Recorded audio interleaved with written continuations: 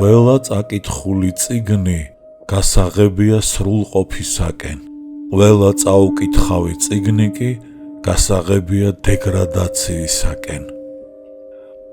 28 წლის ნინოსთვის ღამის ცვლა ქალაქის უძველეს ბიბლიოთეკაში სასჯელი არ ყოფილა. ეს იყო თავშესაფარი.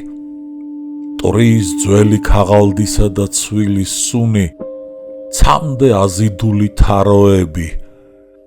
აქ მილიონობით ამბავი დუმდა. ნინო მათ ისე ელოლიავებოდა, თითქოს სათითაოდ უფრთხილდებოდა მათში დამალულ საიდუმლოებებს. მის ყურსასმენში ბახი ჟღერდა, რაც საოცარ კონტრასტს ქმნიდა ამ პირქუშ სიჩუმესთან.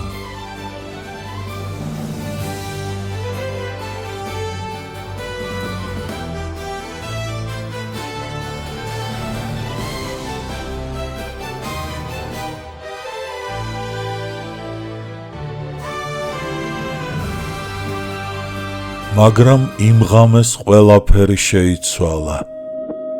მაგიდაზე უპატრონოდ მიგდებული წიგნი იდო, უსათაურო, უავტორო, თითქოს დიდი ხნის ლოდინისაგან დაღლილი. ნინომ ყურსასმენები მოიხსნა და დაცვის ბოლო ზღუდეც გაქრა.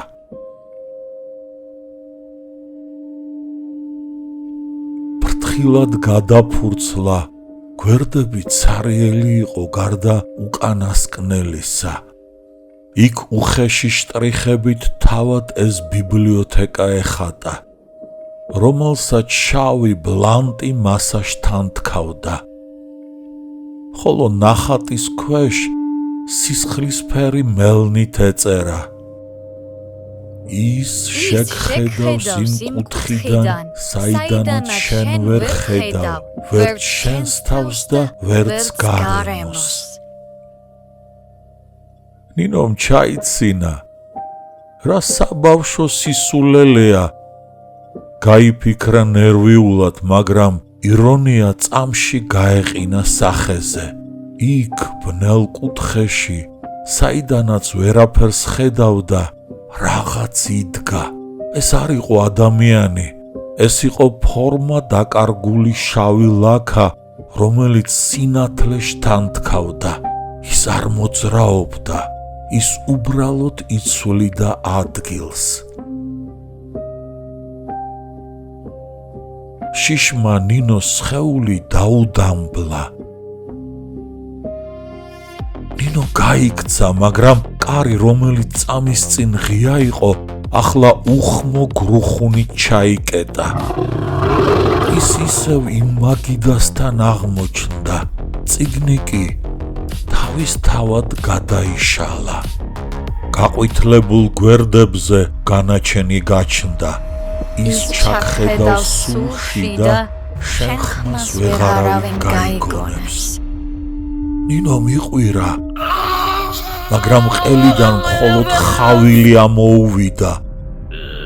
მონსტრი მიუახლოვდა. იატაკზე დავარდნილ წიგნში კი მისი სიკვდილის ქრონიკა იწერებოდა. ის შეეხო მას და ადამიანი მხოლოდ წიგნში აღწერილ ისტორიებია. ყველაფერი გაშალდა. ბიბლიოთეკა კი ისევ ჩვეულებრივი გახდა.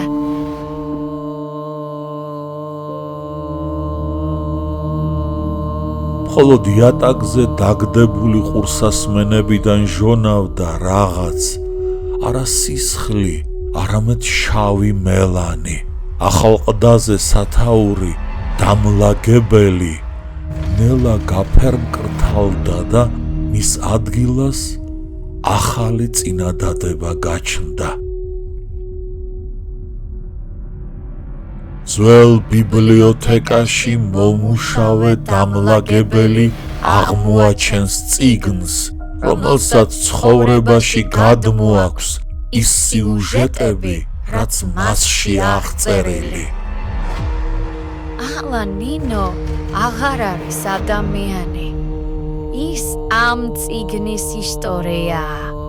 ის არის ბნელი ლაქა, რომელიც კუთხეში დგას და ახალ დამლაგებელს, ახალ მსხვერპლს ელოდება.